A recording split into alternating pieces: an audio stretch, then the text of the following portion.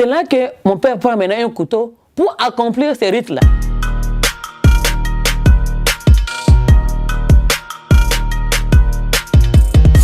Bonjour, je m'appelle Fatou. Je vais vous raconter comment j'ai osé Jésus. Je suis issue d'une famille musulmane. Mon père était polygame. Chez nous, on ne choisit pas d'être musulman, mais on est né musulman. Quand je suis avec mon père, je dois être la musulmane la plus religieuse ou bien la plus pieuse, je ne sais pas. Pourquoi? Parce que je dois faire l'apparence. Devant, vous pouvez faire les apparences, mais derrière, vous pouvez mener votre vie comme vous semblez. Je pouvais aller dans des boîtes de nuit. Devant les parents, je ne buvais pas, mais avec des amis, je pouvais boire. Devant les parents, je pouvais, comment on appelle, être la fille pieuse, mais j'avais des petits copains. Et pour moi, Dieu, bon, il existe un point très, mais pas plus quoi. Mais je sentais en moi, il y avait malgré les 5 prières par jour, malgré le ramadan, malgré tout, mais je manquais quelque chose. Incapable de savoir qu'est-ce qui me cherchait, qu'est-ce que je cherchais, j'étais à la recherche. Je pensais que je pouvais trouver la solution dans le système des horoscopes, tout ce qui est astrologie me fascinait. En fait, c'est là que j'ai compris que j'étais toujours à la recherche de quelque chose, mais quoi, je ne savais pas. Je me donne à fond, je ne pouvais pas faire un pas à l'extérieur sans avoir lu mon horoscope pour savoir qu'est-ce qui va m'arriver la journée, je vais croiser qui, tout et tout. Mais je dois trouver de l'amour, mais toujours rien. Quelques années plus tard, dans le quartier où j'habitais, les gens venaient me parler de Jésus.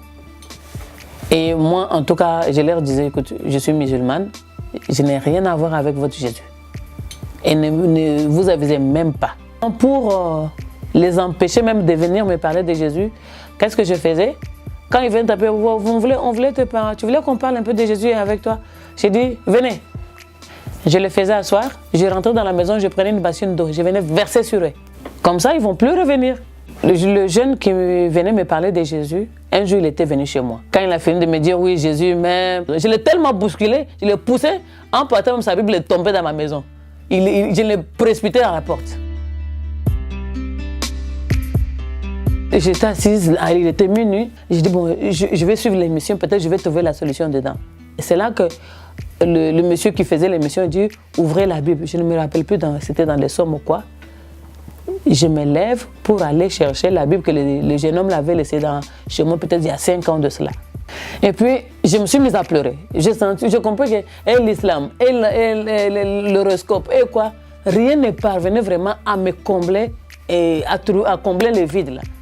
Et en plus, j'avais le problème des céphalo, donc les migraines qui me fatiguaient. Et en pleurant, j'ai dit bon, j'ai arrêté de pleurer, j'ai dit bon, je ne sais pas.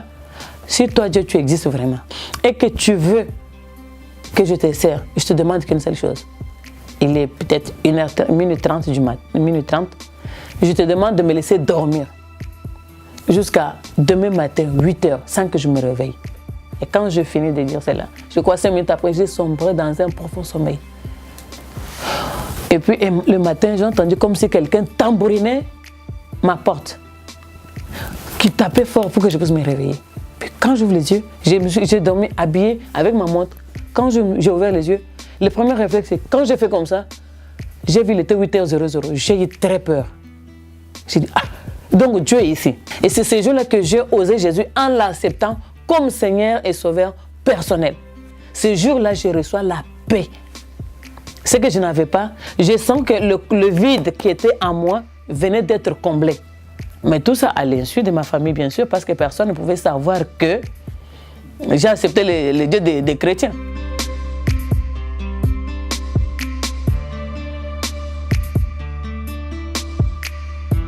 C'est un déshonneur. C'est une humiliation pour la famille. On n'a jamais osé faire un affront comme ça à la famille. C'est un sacrilège. Et là, ils se sont mis à me frapper. Et j'étais battue alors, frappée, parce que tous les 2 portails étaient fermés. Donc je n'avais même pas le moyen de fuir.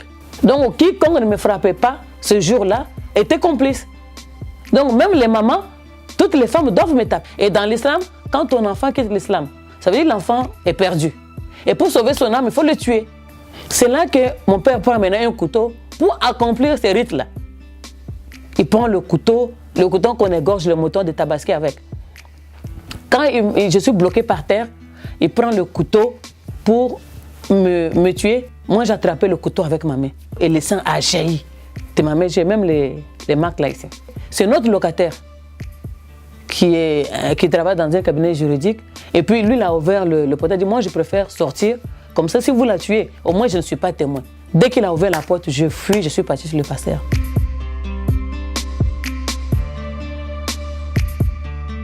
C'est là qu'il m'a dit, à partir d'aujourd'hui, je te maudis.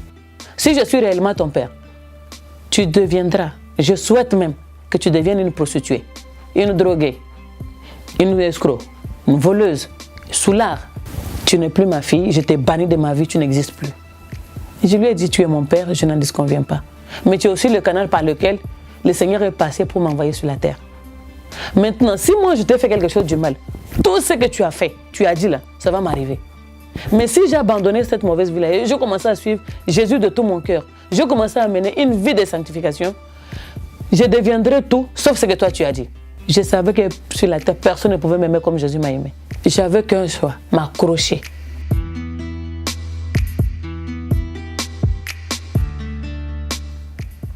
Aujourd'hui, toutes les malédictions que mon père avait dit, aucune de ces malédictions n'a été faite sur ma vie. J'ai repris les cours. Il a dit je ne me marierai jamais.